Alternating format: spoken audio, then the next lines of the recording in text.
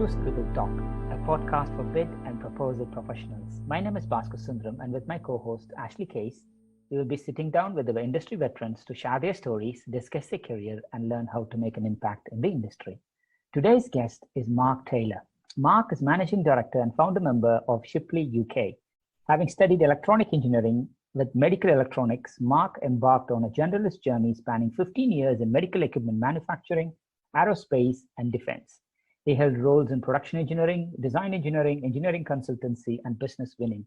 Mark pursued his practical enthusiasm for lifelong learning at Nottingham Trent University, where he was a course leader for an executive MBA course and subsequently as head of training for Linklaters, an international law firm. During his 20 plus years with Shipley, Mark has been lucky to work with inspiring clients for whom he has designed multinational business winning curriculums and delivered over 500 plus workshops. Mark's aim is always to enthusiast specialists from all disciplines to become involved in business winning and to help them develop the skills to do so. Welcome, Mark, to Scribble Talk. Great to have you with us. Thanks, Bhaskar. It's good to be here. Thanks for the invite.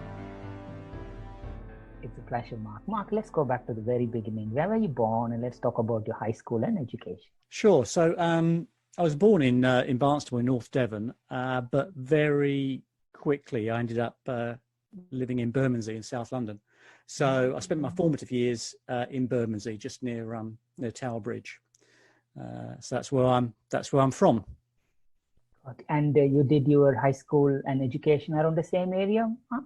Yeah, pretty much. So started off school in Bermondsey and then in Camberwell, just down the road. And then my school decided to move out to the leafy suburbs of Croydon, which I think is where you are, Bhaskar. Yes.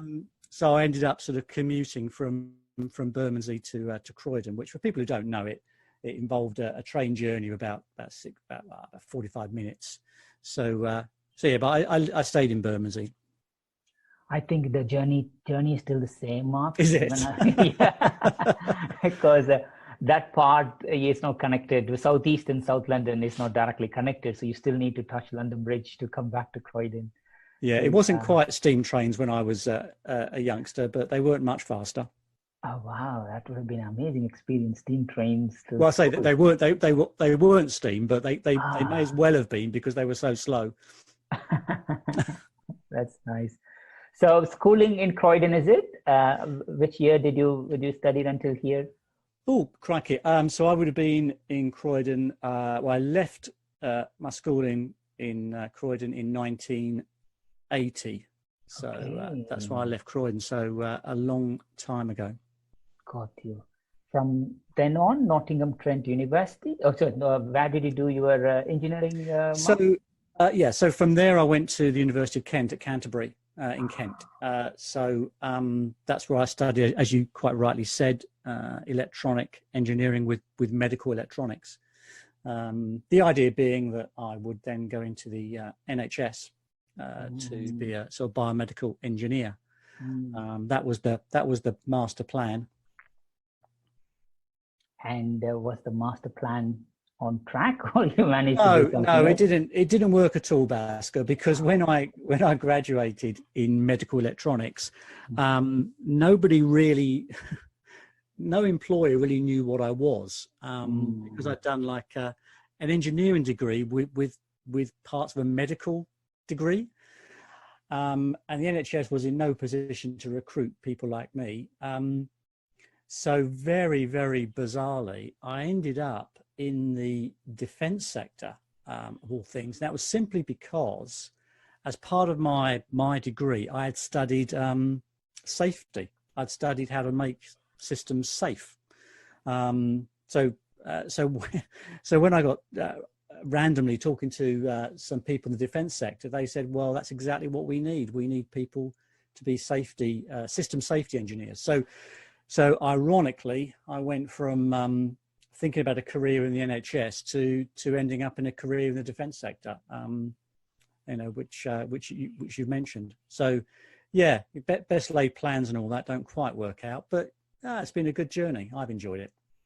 Perfect. And what was your first job, Mark, post completing your education? So after leaving Kent, my first job, again, somewhat weirdly, was I ended up being well, my first job actually was as a graphic artist, because my first, my sort of focus when I was young really was art.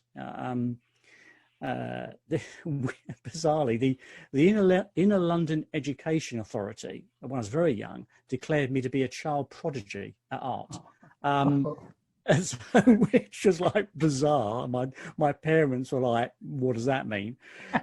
So my first love was really art, and but then I got really interesting engineering and maths and what have you. So my first ever job was as a graphics artist in Wardour Street in London, but I couldn't keep up the pace. It was too. I could see it was going to be too competitive, and plus I wasn't a child prodigy at art. So then my first real job was I worked for a company called Thorn EMI, and weirdly I ended up being a technical writer for a year. So I used my engineering sort of understanding to understand complex systems and write about them. So I wrote technical documentation, I wrote user manuals, I wrote maintenance manuals. And, I really love that whole idea of taking complex information and making it understandable. So, yeah, so my first job was down in Somerset with Thorn EMI Electronics.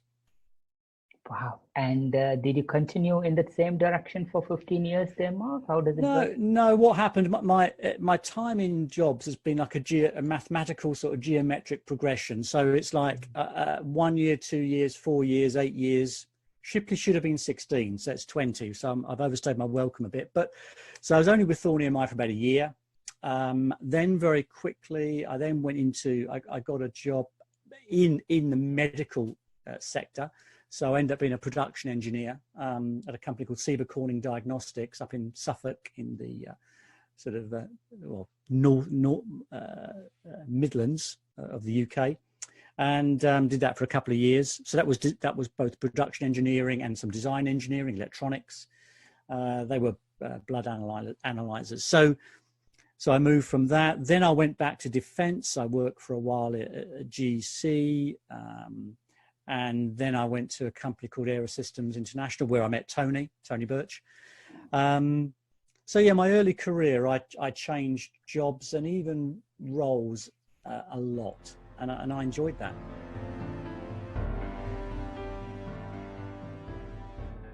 Any interesting memories from that initial 15 years? Any projects, travel, anything comes to your mind? What was... I'll pull out one thing which had a real influence on me. There were many. I mean, in your formative years, as you know, as many people get, things have a big influence on you. And one thing that really influenced me was the company. When I was with Corning Diagnostics, they rolled out a program of total quality based on the work of Deming and Drucker and others. And it was fantastic. It was my first experience of sort of workplace training.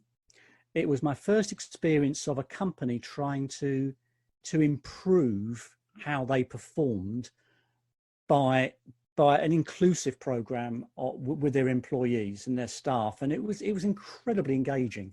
And I think that inspired me really in terms of what good management and good organisation can really be like if they energise their people. And also it's an intellectual approach to business.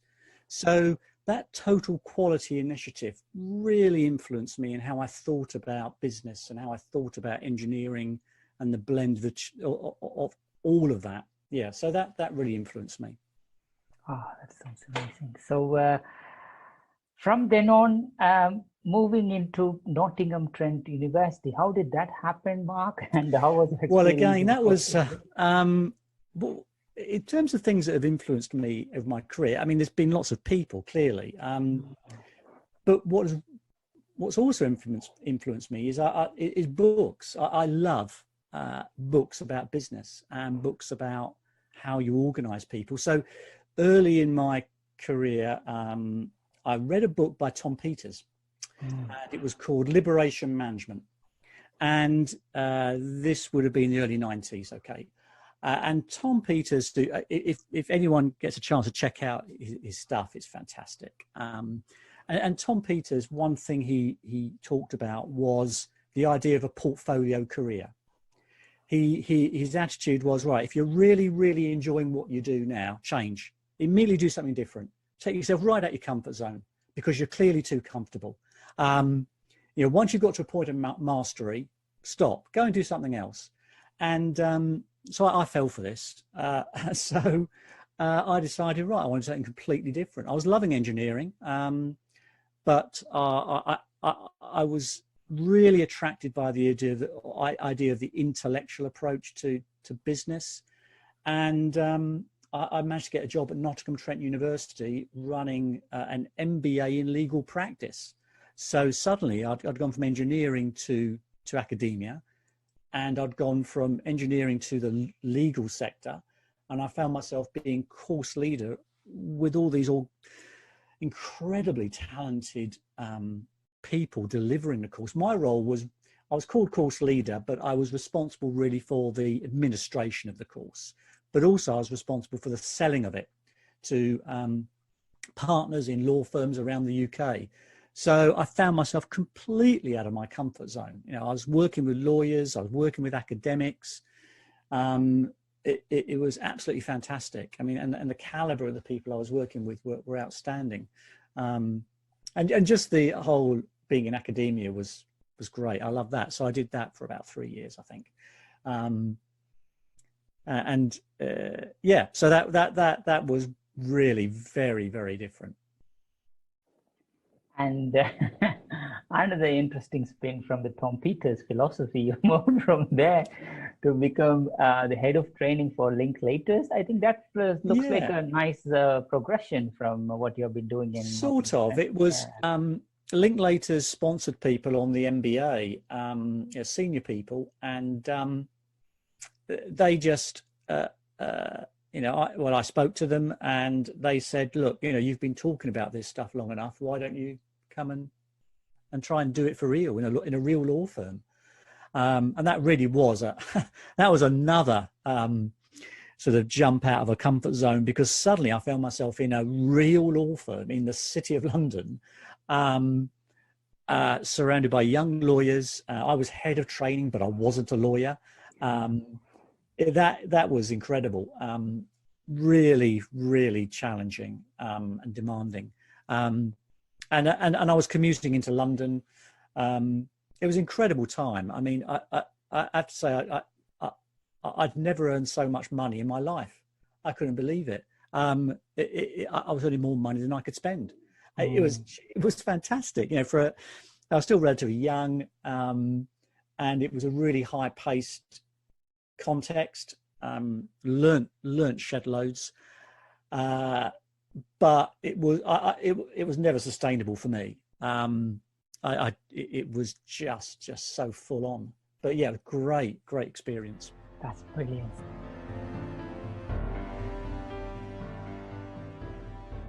From engineering to from design engineering all the way to Nottingham-Trent, from there to law firm.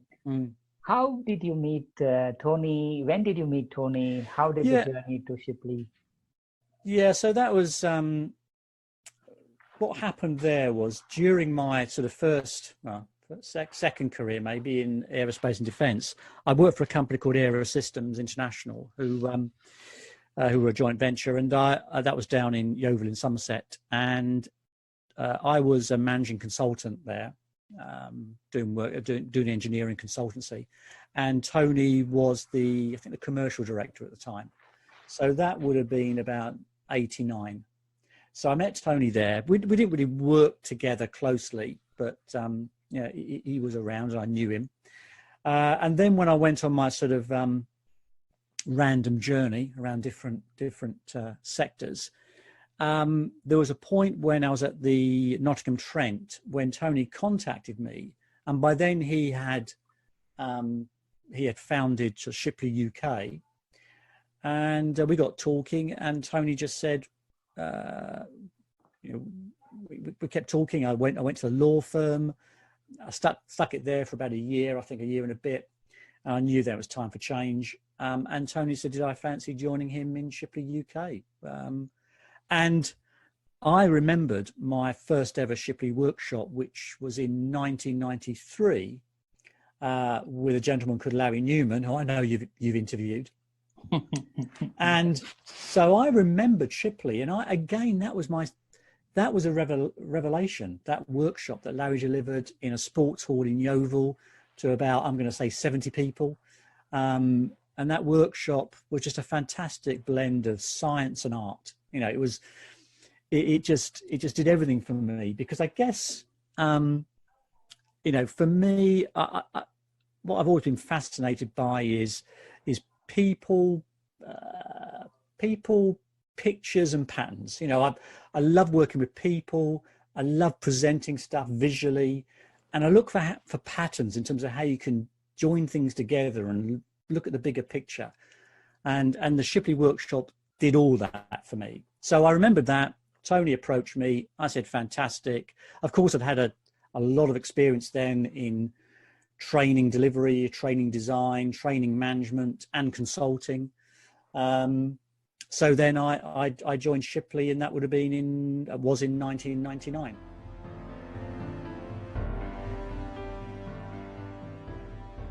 When did you officially enter the proposal field? Was that around the same period? No, so you know, it's interesting, isn't it? I always view life as a bit of a spiral. Do you know, like you're spiraling out, and you tend to do this. You things connect. It's like Steve Jobs said, you know, that the dots will connect, but only when you look backwards. So what happened was that I guess my first real proposal, in fact, I think I've got it. Yeah, I've got it here. I've kept it.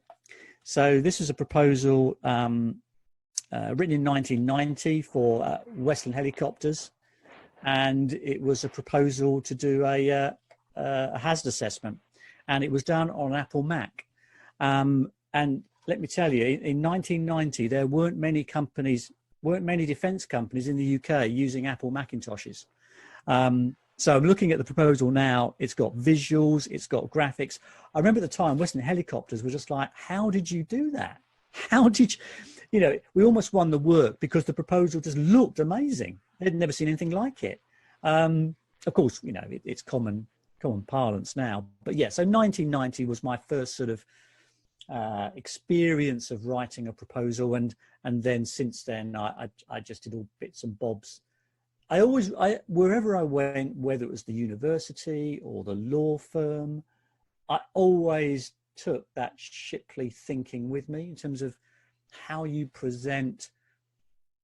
Not because you're not looking to present your ideas, you're looking to change the ideas of others, and they're two very different concepts. You're not looking to get your point across. You're looking to change other people's point of view. And that's what Shipley taught me, you know, back in 93 or whatever it has. But my earliest proposals predated that. So yeah, about 1990 was my first ever written proposal in a professional sense. Yes, I think the first proposal is always a memorable one, and I'm glad that you still have a copy of that. But over the years, you might have done many more. Is there any other memorable proposal that comes to your mind? Well, there's many. When I reflect back, particularly on my Shipley career, I mean, they fall into two categories. There's proposals that we've helped clients with, and of course that's their win. It's not our win; it's theirs.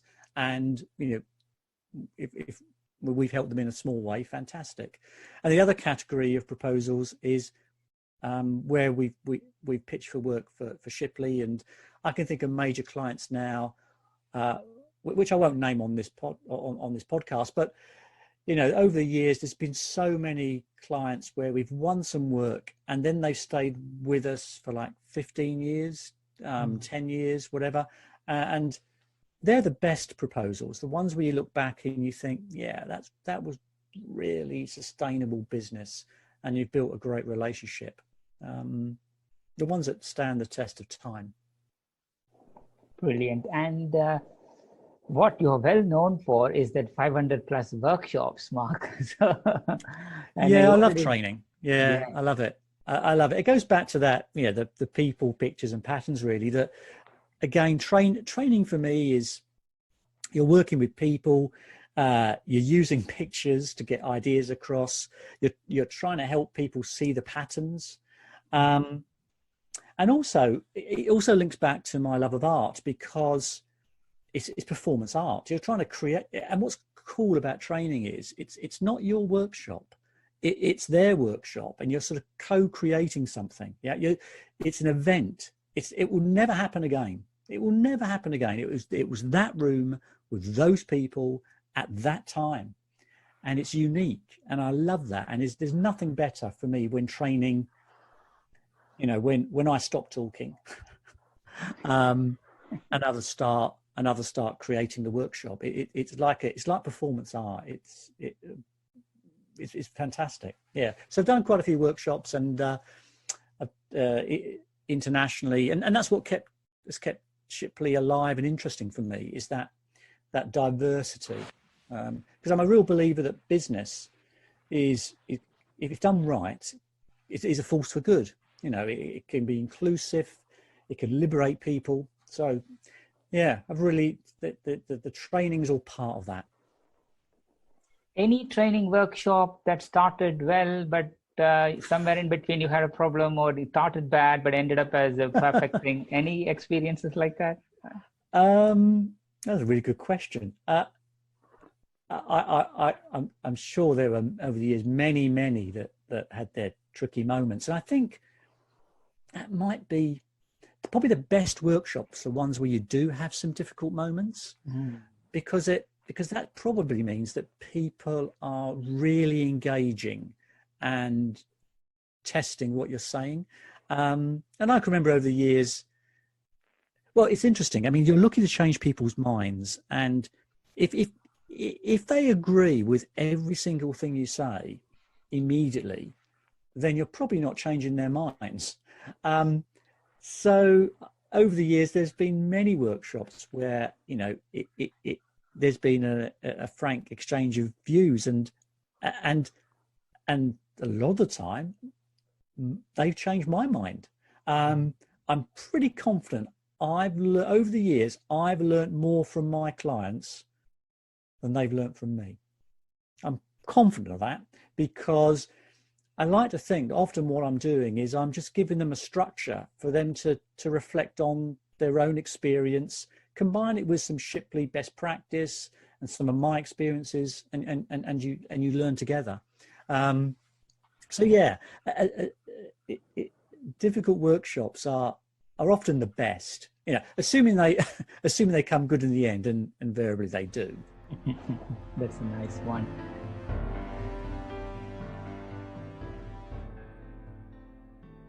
Tell us the 3 things not many people know about you. Well, I've got one thing for you, Bhaskar, and that is that my first attempt at a career when I was very young was television, and I was very young. I would have been about maybe 14, 15, and my idea was I was going to be a celebrity artist on television, and I got accepted for a program called Junior Showtime, and so I went on Junior Showtime, and that was my first television appearance, and I was doing art on screen, and the idea was I was drawing pictures which then morphed into other pictures, and I had some what I thought were jokes to tell around it. So what very few people know about me is that I have been on television as a celebrity artist. Unfortunately, the world of TV just wasn't ready for me, Bhaskar. I think I was just ahead of my time, and my TV career ended there, I'm afraid. Wow. When was this? In the 1980s? Oh, crikey. That would have been in the about late 70s, I think. Yeah. So it was, and I did a few other bits and bobs around TV. But I think I probably got what do I say? A face for radio, I suspect. Mm. Yes, that's brilliant, Mark. I'm sure. Did you try to get back into media after that, or? No, it was no. I think that that sort of it was a bit about taking myself out of my comfort zone, because by nature I'm relatively quiet and I guess introverted. But I've always enjoyed presenting. You're playing a bit of a role, aren't you? And Yeah. I guess to an extent that's why why I've enjoyed the training so much. Not because I find it really, really easy. I don't. But because it just tests you a bit. And also, I mean, there's a saying, isn't there, that that you learn best. You learn the most when you teach the best. And yeah, so I guess no, I've never entertained an idea, a career in entertainment now anymore. It's all done inside the training workshops. Yeah, effectively. Exactly right. Oh, perfect, Mark.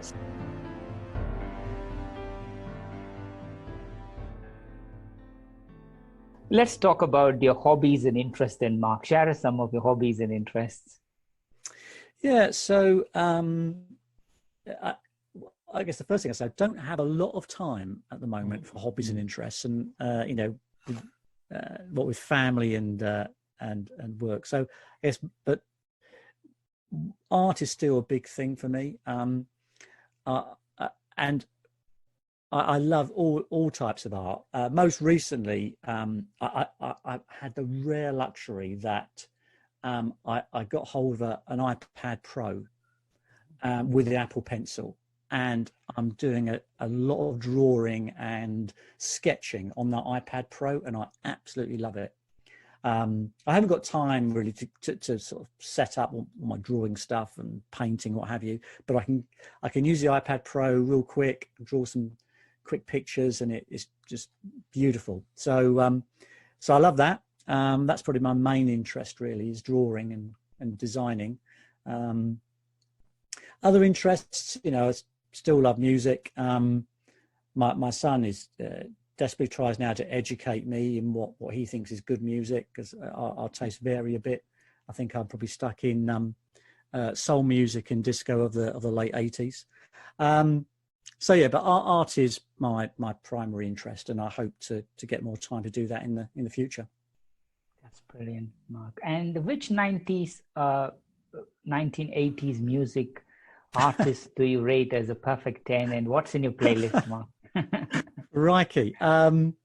So that is a really you put me on the spot there, Bhaskar.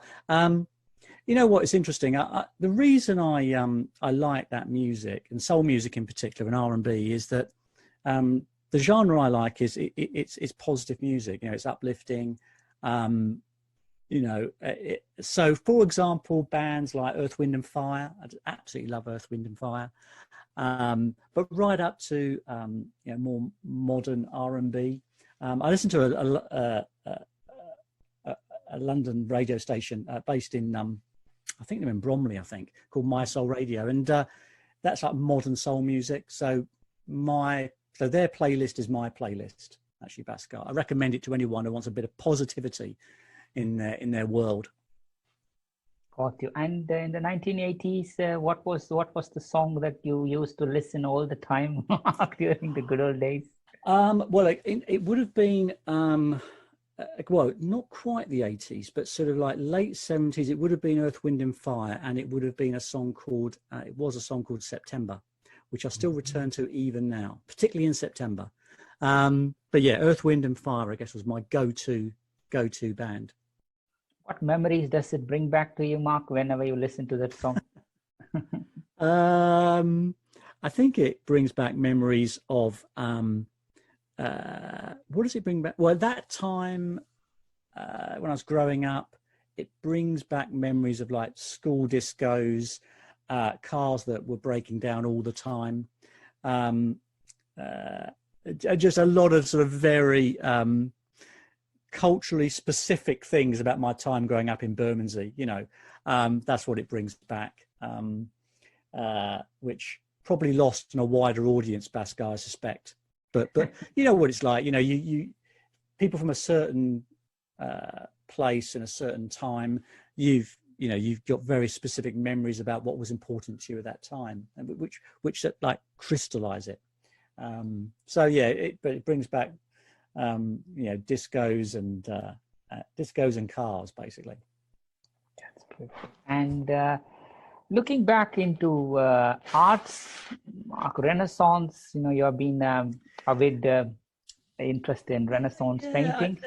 I'm no aficionado here, but I spent a bit of time living in Italy. I lived on Lake Como near Milan, and Italy had a incredible. Two things. It had a huge impression on me in two ways.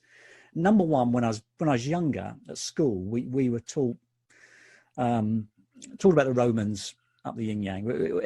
We just were taught Roman history. So for me, like, Rome was the epitome of I was taught Rome was the epitome of civilization. So when I went to Rome, eventually I felt at home. And secondly, when I lived in Italy for a while, I worked in Milan, I lived on Lake Como. I just loved the Italian way of life. I just loved it.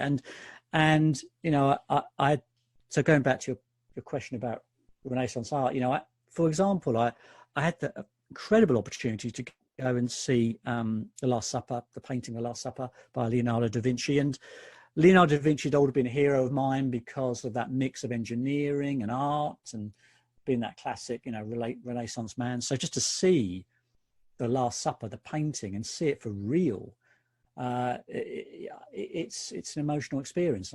So I'm no aficionado, but I love that art. I love and Brunelleschi, another Italian Renaissance architect mainly, but also I like French Impressionists. And whenever I've travelled abroad, I've always tried to visit an art gallery.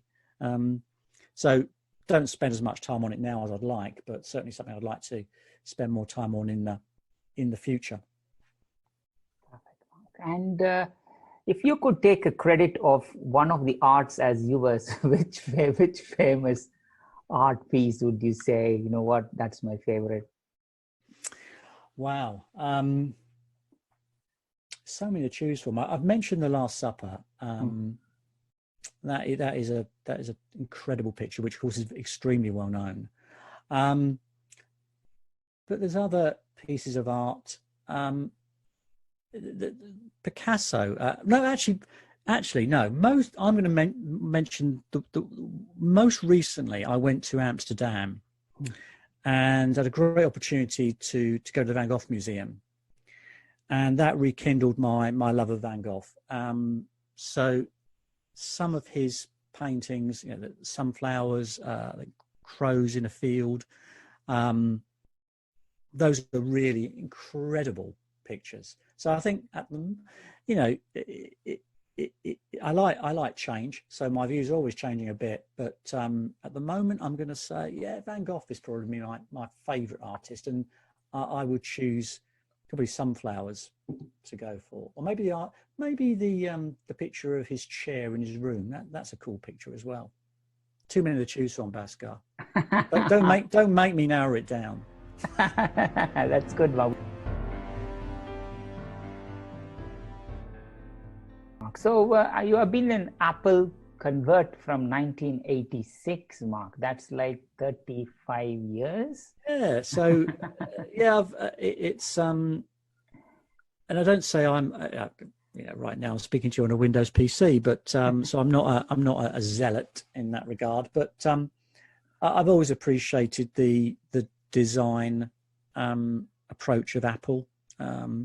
And whilst Steve Jobs was a problematic character in many ways, I think that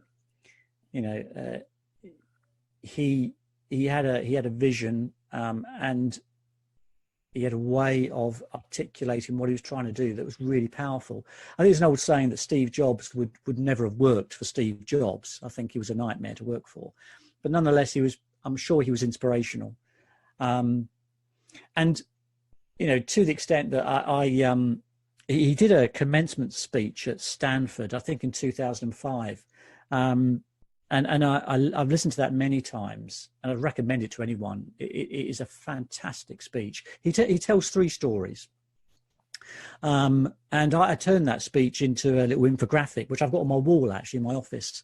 And so, yeah, I'm not saying, I'm not holding Steve Jobs up as a paradigm of virtue, but in that speech in 2005, he nailed it. You know, he nailed so many things that I think are great advice for people wherever they are in their career. And what was the first Apple gadget that you bought, Mark? The first Apple gadget, well, the first one I used would have been a Macintosh SE, which was at Era Systems. So that was in a work environment. It took me quite a while before I could afford to buy anything from Apple. It was probably not until I got my first. I got an iMac, and that was many years later. So, you know, whilst I admired Apple, for many years I admired them from afar because I just simply couldn't afford it. So it wasn't until I was probably in my, I don't know, late 30s I could actually afford to buy anything from Apple. But now I'm so lucky that, you know, I've got an iPhone, I've got an iPad Pro, I've got an iMac, I've got a watch. You know, it's I'm fully appled. That's nice. On a scale of 1 to 10, how strict are you as a parent? 1, 0. Can I have 0? I'm not strict at all. I think I've abrogated that responsibility to my wife, and I think that works really well because, you know, so I'm not strict at all. There are very few things I feel really strongly about, and I think my children know what they are, but I'm not strict in terms of, you know, have you done the washing up, for example. So yeah, I'm not on that scale, Bhaskar, I'm afraid. I probably. So what personality trait do you really like about yourself? I think, what would I like the fact that I think I'm adaptable. Yeah, I welcome change, and I'm up for it. Yeah, and I think so. I think I'm adaptable, and I think I'm open-minded. There's an old joke though about being open-minded, is that the problem with being open-minded is there's other people who are quite happy to fill your mind for you. So one has to be a little bit careful. But yeah, adaptability and being open-minded has served me well in my career. Got you. And what personality trait has gotten you in the most trouble? What my trait that's got me into the most trouble? What's got me into the most trouble? Actually, there's there's a quote which is that the more creative you are, the more trouble you're in. And it was might be a German architect who said that. I can't remember his name offhand. And I think creativity I am creative, and that can get you into a shed load of trouble if you just do it too much, too often, too openly, because you can come across as just hopping from one idea to the other. So that's got me into a lot of trouble, I think, because I haven't applied it. I haven't applied myself carefully. So I've tended to, skip from one idea to the other, and I still do it too. Where it manifests itself at the moment is that if I'm on Amazon, I'm always looking for that slightly better gadget, that slightly better microphone, that slightly better. So the danger is I can buy stuff without using the stuff we've already got. So yeah, that sort of that tendency to just keep trying new ideas has got me into trouble. What would your perfect weekend be like? My perfect weekend would be on the coast, somewhere in the UK, on the coast. I lived for a while on the coast in Weymouth in Dorset, and I love that. So my perfect weekend would be going away somewhere with the family on by the seaside. And that's it. Perfect. And what's something that is popular now that really annoys you? One thing that's popular now that really annoys me. Not a lot annoys me really, Bhaskar, actually. I'm trying to think, because if it annoys me, then I don't go after it. It's a bit like that. Ricky Gervais, the comedian, does a good sketch where he describes how he's walking around and he sees an advert for guitar lessons, and he starts complaining that he doesn't want guitar lessons. Well, of course, the advert's not meant for him. So, I think I just don't like on Twitter, for example. I only follow people that aren't going to. Two things. I follow people who aren't going to annoy me, but also I am going to follow people who have different views to me. So like comedy, which I absolutely love. I do have a very broad, and I think eclectic view on comedy, from people who are quite challenging, people who are left wing, people who are right wing. So, but it doesn't offend me, as long as it's kind and it's not cruel. So what am I saying? I'm saying that not a lot really annoys me in the modern world. If it does, then I've got to reflect on myself, I think, really, and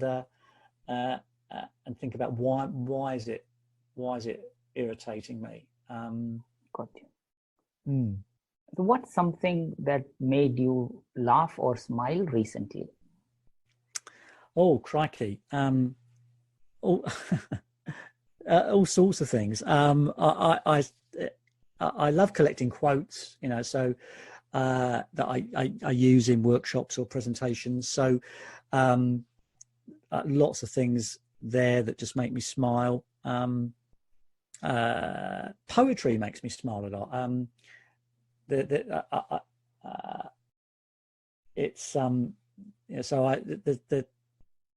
There's many things that make me smile around poetry and just quips. In fact, this morning it was simply I saw a joke. What was it? It was something like what do you call a chicken looking at a lettuce? And the answer was chicken Caesar salad. And just dad jokes like that make me laugh. So yeah. Oh, that's brilliant. And what are your top 3 favorite foods that you don't mind eating every single day? Top 3 food. Pasta. It always reminds me of Italy. So I love pasta.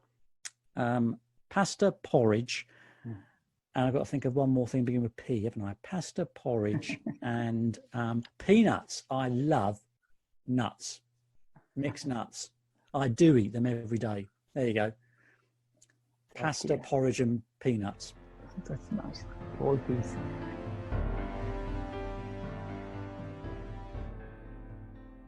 So who are the people who have been the most influential in your life and career? Well, work-wise, just in my professional, there's been so many people that have influenced me. And in this context, so for example, Larry Newman, he got me started on Shipley. So that was 1993. that influenced me. Tony Birch, when I joined Shipley,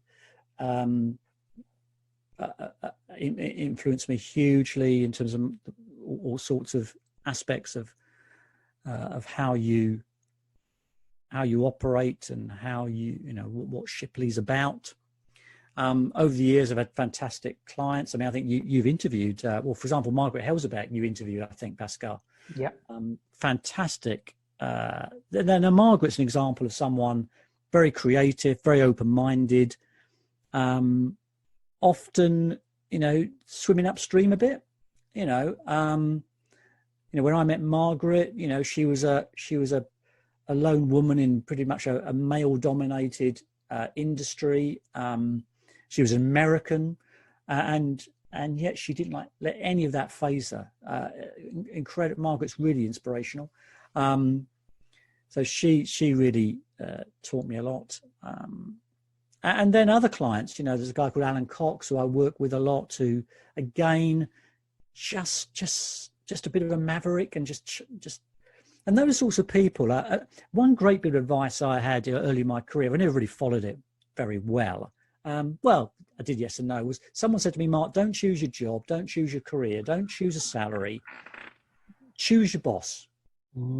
Choose your boss. Look around and choose who do you really, really want to work for?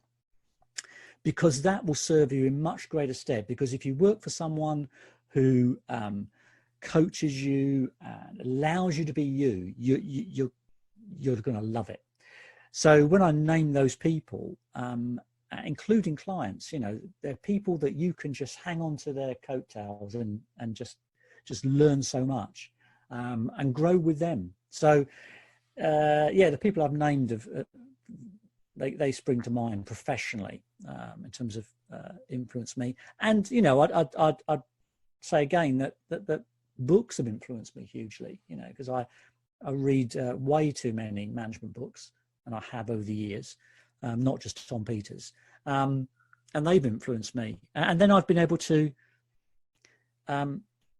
Then see how you do that in reality. I guess going back to your question about what irritates me, I wouldn't say or annoys me. I wouldn't say it annoys me, but what sometimes disappoints me is that there's so much fantastic management theory and models out there, and yet I don't think in business we apply them as well as we could. And there's all sorts of good reasons for that. We're all really, really busy. But how often, for example, is it that at the end of a meeting of any sort, maybe a strategy session or a regular meeting, how often is it that people at the end of the meeting say, right, let's just reflect on how that meeting went? Did the process work? Did everyone feel that they had a voice? Is there anything that we should have discussed that we didn't? How often does that happen? And yet all the books I read tell me that would be fantastic if we did that. And how many times do we even go into a meeting and say, well, what conversational technique shall we use in this meeting? Because I read a book recently which talked about 36 different ways of having a conversation in a meeting, 36 different ways. Now, I think I only knew one. It was go in, start talking, and maybe do a bit of listening. So going back to what influenced me, and linking it with what I find sometimes disappointing is that there's so much we could do differently. And I think real innovation is not about technology, although I love it.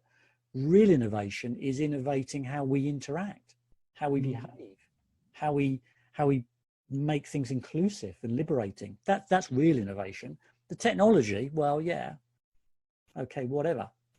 What's really innovative, I think, is how you apply some of the stuff that I learned when I was delivering delivering and coordinating the MBA. How do you do that for real? How do you take that stuff and make it real in the workplace? Brilliant. And as you rightly said, Mark, you have read a lot of books. Is there any particular books that you recommend for listeners to read? Yeah, how long have you got, Bhaskar? Let me just have a, I'm just going to turn around, right, let me grab a couple, hang on.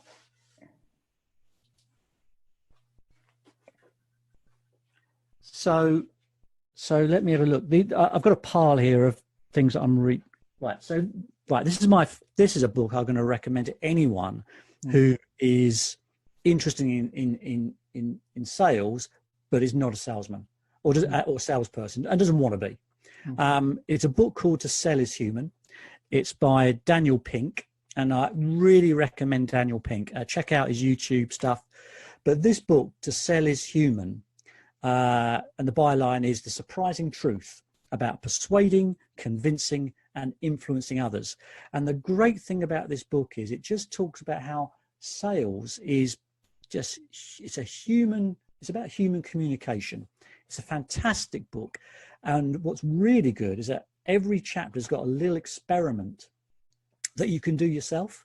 So my favorite one at the moment, well, this is the best one on sales I've read for probably a couple of years, is To Sell Is Human by Daniel Pink. Thinking of other books, the other book, which is much older, but I'd really recommend, really helped me get things done, is called Getting Things Done by David Allen. And if people haven't heard of Getting Things Done, the GTD technique, for someone like me, where, as I said earlier, I can easily just get distracted and not get stuff done and not make any progress, GTD really helped me get focused. It is fantastic. I mean, this book must date from, I'm going to say, let me have a look here, 2001. So it's it's old, but if you check out GTD, and it's evolved now, it is absolutely fantastic in terms of how you get things done in a very practical way. And so there are two books I would strongly recommend. I'm just looking at my bookshelf now. Looking back, the other book that really influenced me when I was it must be 30 years ago now, was a lady called Anita Roddick. And Anita Roddick founded the Body Shop, cosmetics shop in the chain of cosmetic shops in the UK. I think internationally as well. And Anita Roddick wrote a book called Body and Soul. And it really influenced me because it was about how she created Body Shop. And it was maybe the first book, combined with Tom Peters, that said to me, there's a different way of doing business. Business can be fun, it can be ethical, it can be liberating. And the time when Anita Roddick wrote this book, and that was pretty radical stuff. I mean, nowadays people just nod and accept it. Oh yeah, not saying they do it, of course, but yeah, this was in 1991. So Anita Roddick, Body and Soul, really, really inspired me. I'll stop there, Bhaskar, because otherwise I'll end up going down my whole list. That's great. Those are really nice books for the listeners. Thank you, Mark. Mark, when you talked about any influential people in your career, you mentioned career. How about your family and friends? Anybody? Any shout outs for them? Oh, crikey. Yeah, all my family influence me daily. My wife works in the NHS, so I'm always in awe of what she does for a living, frankly. And my children continue to they're just a great thing to have, aren't they, in your life? And it just reminds me that, and I love when one of the best things is when your children exhibit some humor, and they're young adults. So just recently, I was chatting to my daughter, and we were talking about something, and my daughter said something like, well, I could agree with you, Dad, but if I did, we'd both be wrong. And it's little quips like that just make me stop and think, wow, that's just great, And we were having a discussion about something quite difficult, again, a little bit of humour goes a long way. So yeah, I mean, they constantly inspire and influence me, as have my my mum and dad when they were around. Clearly, you stand on the shoulders of giants, don't you? You build on their accomplishments, and hopefully you do good by them. That's nice. And who's the kindest person you know? The kindest person. Actually, what I will say, Bhaskar, on that question, someone I knew fairly well, I know also you knew him very well, and that was Howard Nutt. I just reflected, that he was a very kind man. And I think, as you know, he's recently passed away. And it's made me reflect on that kindness is an underrated virtue, isn't it, sometimes? But yeah, that reminded me, but I see it all the time, actually. I mean, to be fair, in the current challenging context we have around COVID-19, I see kindness sort of day in, day out. So it's innate in all of us to just, I think we can all be kind if we put our mind to it. It's often just about taking a bit of time, I think. 100%, Mark. I think, as you rightly pointed, we just lost Howard 2 days ago. And yeah, as I mentioned early on in the intro, and even 2 weeks ago, I was talking to him, and we were planning to meet in Nashville, talking about the stuff. But what, all the pain that he went through for 5 years, I know I lost my father to cancer as well. Right. But it's like your whole body is surrounded by broken glasses. It pains you a lot. Yeah. And for him to go through that inside and then come out and do this, become, the funny stuff that he does on, plus this, most intellectual presentations he gives, 100%. I think even as I mentioned, even 2 weeks ago, he still was positive and he was giving his best. But that's life, and thank you for reminding him on this. It's just great. Yeah, no, it's and I think also that demonstrates that to be kind, it's a decision that we make, yes. And it's not about, and you could be kind whatever your situation. I'm not saying it's easy. I mean, goodness me, but it is a decision that we all make and can make. Yes. And it's interesting. Funny enough, I saw a poem just the other day, actually, called it's a poem called "Small Kindnesses," and it was on Twitter. There's a poet, someone I don't know, someone called Danusha Lamiris, and the poem is simply about, I say, small kindnesses. And what the poem describes is how in ordinary day-to-day life, we say things like, when people are passing us, maybe on a crowded tube train, we move our legs in so they can get by. We say please and thank you in restaurants. And what she's arguing is that those tiny moments of, she says, those tiny moments of kindness, she calls them fleeting temples, where we just say to people, go ahead, you first, no, after you.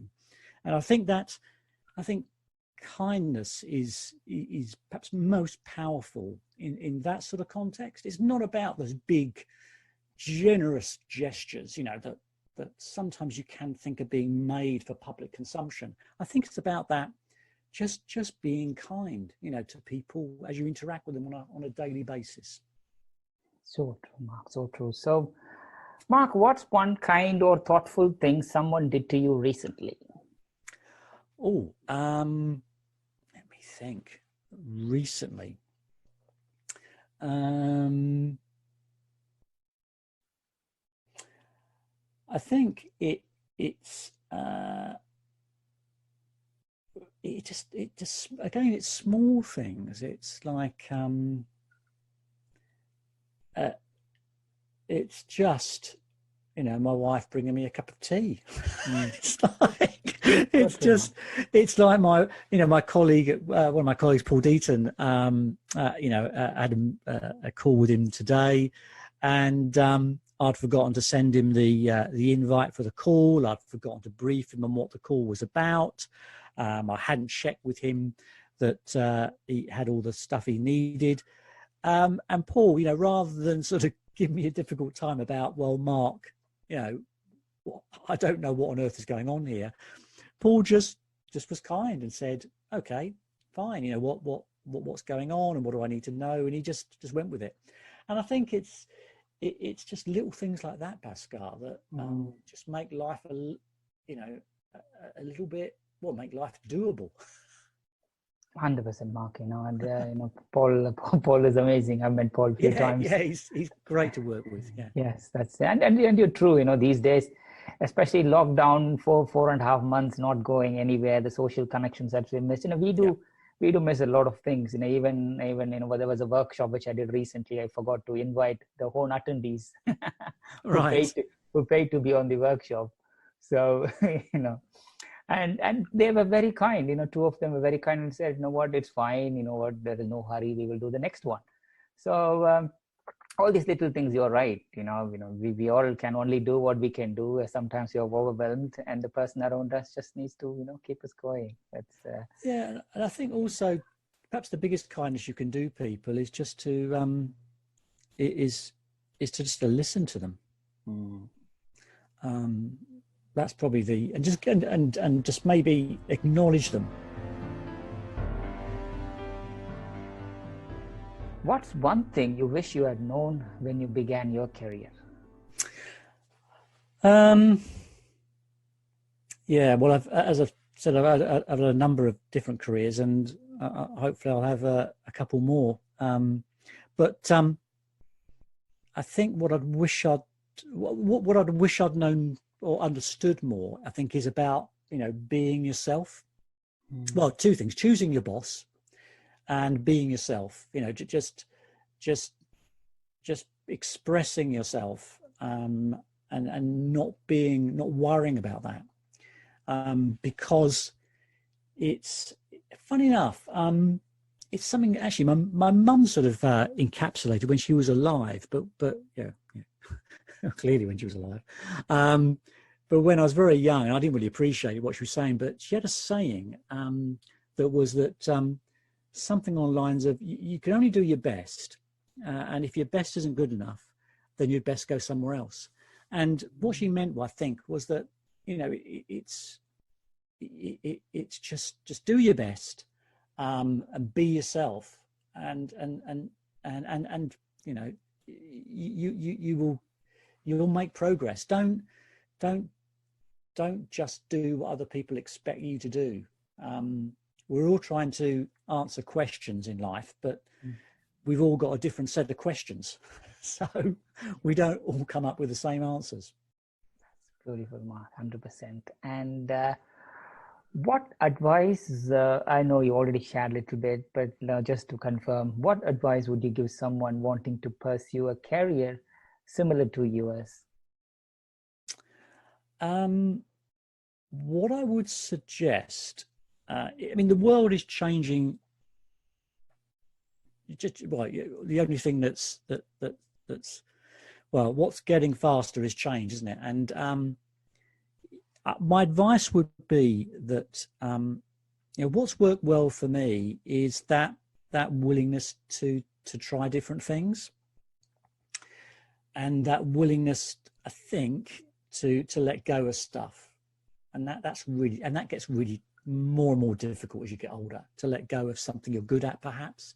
So my advice would be twofold: is as the world develops and as the world of work changes, I think there's two things we can do to future-proof ourselves, and that is focus on careers and endeavors where two things are true. I think number one, it's about interacting with people, because machines are always going to struggle with that. So where you're interacting with people and you're showing kindness, and kindness is part of the job. And number two, any endeavor where it's important to be creative, because machines are going to struggle with that as well. So I think So any endeavor, any discipline, any career where you've got that blend of interacting with people and having to be creative, that would be my advice in terms of how you build a career where you are creating it yourself. You're not dependent on other people to give you a career. You are creating it, and you're creating something future proof. And combine that with choosing your boss, i.e., when you're being interviewed, think, what would it be like working for this person, or who would I like to work with? What sort of person? If you take those three things, working with people, being creative, and choosing your boss, I think if I wish I'd written that down much earlier in my career and stuck to it. Although, no, I don't. Yeah, it's worked out okay. Thank you, Mark. That's brilliant. Definitely, it's such an useful advice. I think looking back here, you're right. We could have done better, but you know what? We are where we are. It's about progressing from where we are to where we are. Yeah, here. Exactly. Yes. Yeah, and I think that, and go back to your point, we could always be better. I think again that's such a great point, Bhaskar, because that's the fact you think I could always be a bit better. That's not an admission of failure. That's an admission of you're human, and you've got a bit of a growth mindset. And I think to travel, hopefully, is the best. The worst thing in the world, actually, is to be a cynic. I think that is a very sad place to be if you're cynical about everything. And it's very easy to get there, because if you become experienced, so it's very easy for someone like me to imagine I've seen everything, I've done that before, that didn't work, this won't work. And I think we have to just live in hope and have that growth mindset. It's the other great quote, actually, I saw, well, I was reminded of the other day. Let me just check who it's by. Yeah, it's one of my, it reminded me, I've got it in my office, but when I was thinking about this podcast, I was just reminded of it. And I got two flavors of it. The first one, I many years ago, I bought a T-shirt from a company called Fat Face in the UK. And on the label, and I've got it here, the label, it says, it's never too late to be who you might have been. And I think that's fantastic, because that quote saying it's never too late to change who you are, change how you do stuff. The fact that you're not happy right now, you can change that. You're a human, you're limitless. And Maria Robinson, I've got the other quote here, who was president of Ireland, previous president of Ireland. She said that nobody can go back and start a new beginning, but anyone can start today and make a new ending. And I think again that just emphasizes that idea of just changing, doing something new, and always be moving on. So yeah, you'll never be completely happy, because you always think, I could have done that a bit better, I could have said that better, I could have presented that better. But that's really cool, because that implies you're still alive. That's beautiful. Thank you, Mark. And Mark, you have so much on you. Arts, drawing now, but most importantly, passionate about learning and development, and running Shipley as a co-founder. So what's next for you, Mark? What's you're looking forward in the future? Yeah, I've got to think about I've got to go back to my Tom Peters book and think about my next career, haven't I? So I became managing director of Shipley UK in 2019. So I was very, I'm very sort of humbled by that, really. I view myself as a bit of a custodian in that regard, and I take, humbled by the trust that people put in me in that role. And I said to Tony that I would, after thanking him, of course, I said that I would be managing director for 3 years. And that was to sort of inject a bit of urgency, because that's what I need. I need that, so I don't procrastinate too much. And also because I do view it's a role that should be about succession. So, you know, that will be sort of 2021, won't it? I think. All right. So then I don't know, Bhaskar. I can't imagine, because I love the work I do with Shipley, so I can't imagine leaving that behind completely. But I can imagine pursuing my interests in art and communication, and maybe some voluntary work as well. But yeah, there's all to play for. Perfect, Mark. You know, I'm 100% sure whatever you touch, Mark, you would be absolutely amazing. Mark, is there any part of your life or career that we haven't touched, or is there anything else that you would like to share to listeners before we close? I think you've asked some great questions, Bhaskar. So I think we've covered a lot of ground, you know, very, very quickly. I think I know what I will say is that one of the most powerful concepts I learned early in my, well, sort of mid-career, when I was at when I was doing the MBA in legal practice, and that was, there was a big concept in that MBA, driven by a guy called Stephen Mason, who's an incredible intellectual guy, who just fantastic, influenced me hugely. But he and the team had a very powerful idea around the concept of what's called the reflective practitioner. And that is, the concept is, and it's you know, it's worth Googling, and there's some really well-known books on it. The idea of the reflective practitioner is someone who practices something, maybe proposal management, bid management, capture management, whatever it might be, training. They practice it, and then they actively take time to reflect on their practice. And I think that's one thing that I think is really powerful, because in the modern world, it's really easy to be task focused, outcome focused, get a job done, deliver a workshop, win a bid, you know, and then quickly move on to the next thing. And the reflective practitioner concept argues that that's not a good way of living. You don't really learning that there's a huge difference between 10 years of experience and 10 years of just doing the same thing over and over again. 10 years of experience implies that you are a reflective practitioner. You're someone who has done something, reflected on it, learnt from it, and then applied that learning to the next thing you do. And I think that concept of reflective practitioner really influenced me, because it also wraps into the idea that, you know, we're on a, you know, life is about a journey, not a destination. You know, life is not a series of outcomes; it's a series of experiences.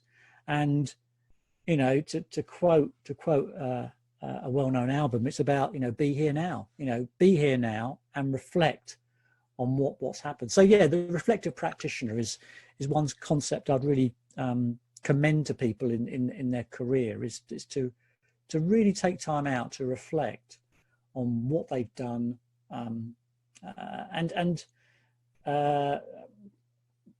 congratulate themselves for what they have done. You know, obviously learn where you could have improved, but really, you know, we don't perhaps take enough time sometimes to reflect on what we've achieved, just to ourselves, you know, and learn from it. Yeah, that's something that's really helped me. Thank you, Mark. That's brilliant. Mark, thank you so much for your time today. It's been an absolute privilege to have you with us at Scribble Talk. It's a pleasure, Bhaskar. Thank you for asking me along. I really appreciate it. Thank you, Mark. So wish you all the good health and happiness. Continue to inspire not just Shipley colleagues, bid and proposal colleagues, but your arts, your friends, everybody around you. And stay safe, stay kind, and stay healthy, Mark. Thank you so much for today. Yeah, you too, Bhaskar, and have fun in Croydon. I will. Thank you, Mark. All right. Thanks very much. Thank you. To our listeners, thank you so much for tuning in. Please visit batchuscribble.com/podcast to listen to this episode and check out any of our other previously recorded episodes. If you've enjoyed today's interview, don't forget to subscribe, review, and share the Scribble Talk podcast. We hope you'll check out our next episode where we interview another industry expert and special guest. Until then, it's Ashley Kays, Bhaskar Sundram, signing off.